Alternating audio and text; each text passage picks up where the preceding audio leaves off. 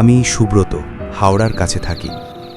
আজ যে ঘটনাটা বলবো সেটা আমার জীবনের এমন একটা রাত যেটা আমি হাজার চেষ্টা করেও ভুলতে পারিনি। তুই তো রোজই ট্রেনে যাস, হাওড়া স্টেশন তোর চেনা জায়গা, এমন কি হলো? ঘটনাটা শীতকালের, রাত প্রায় 1টা। আমি তখন নাইট শিফট শেষে হাওড়া স্টেশনে এসে পৌঁছেছি। প্ল্যাটফর্ম প্রায় ফাঁকা, কিছু দূরে কয়েকজন ঘুমোচ্ছে আর দু একটা কুকুর ঘুরে বেড়াচ্ছে। আমার ট্রেনটা আসতে দেরি ছিল, তাই আমি প্ল্যাটফর্ম 8-এর এক কোনায় বসেছিলাম।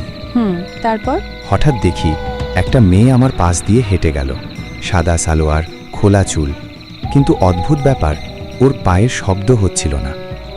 আমি ভাবলাম হয়তো ভুল দেখছি, কিন্তু কিছুক্ষণ পর আবার দেখি ওই একই মেয়ে, এবার একটু দূরে দাঁড়িয়ে আমার দিকেই তাকিয়ে। এই সময় কেউ থাকলে অস্বাভাবিক লাগে। তুই কথা বললি? না, কিন্তু ও নিজেই আমার দিকে এগিয়ে এলো, খুব ধীরে, আর বলল, এই ট্রেনটা ধরবে না। ওর গলাটা খুব ঠান্ডা, যেন একদম প্রাণহীন। আমি অবাক হয়ে বললাম, কেন? ও শুধু হাসল আর বলল, আমি ধরেছিলাম, ফিরতে পারিনি। মানে কি বলছিস এসব? আমি কিছু বলার আগেই ঘোষণা হলো, আমার ট্রেনটা ঢুকছে। আমি একটু ঘুরে তাকালাম, তারপর আবার ওর দিকে তাকাতেই দেখি ও নেই, একদম নেই, যেন কখনো ছিলই না। তারপর তুই ট্রেনে উঠলি? না, জানি না কেন, কিন্তু আমার খুব ভয় লাগছিল। আমি ওই ট্রেনটা মিস করলাম। আর ঠিক 10 মিনিট পরে খবর এলো, ওই ট্রেনটা একটু দূরে গিয়ে একটা বড় দুর্ঘটনার শিকার হয়েছে।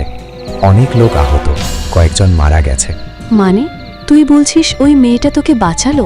হয়তো, কিন্তু গল্পটা এখানেই শেষ না। কিছুদিন পর আমি আবার একই সময়ে একই প্ল্যাটফর্মে গিয়েছিলাম। হঠাৎ একটা চাওয়ালাকে জিজ্ঞেস করলাম, এখানে কি কখনো কোনো মেয়ে মারা গিয়েছিল?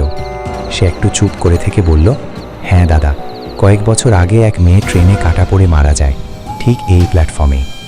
আমি তখন কাঁপছিলাম, কারণ আমি যে মেয়েটাকে দেখেছিলাম তার চেহারা ঠিক ওর বর্ণনার মতোই ছিল। তুই আবার কখনো ওকে দেখেছিস? না, কিন্তু আজও যখন রাতে হাওড়া স্টেশনে যাই, মনে হয় কেউ যেন দূর থেকে তাকিয়ে আছে, আর মনে হয় ও এখনো কাউকে না কাউকে বলছে, এই ট্রেনটা ধরবে না।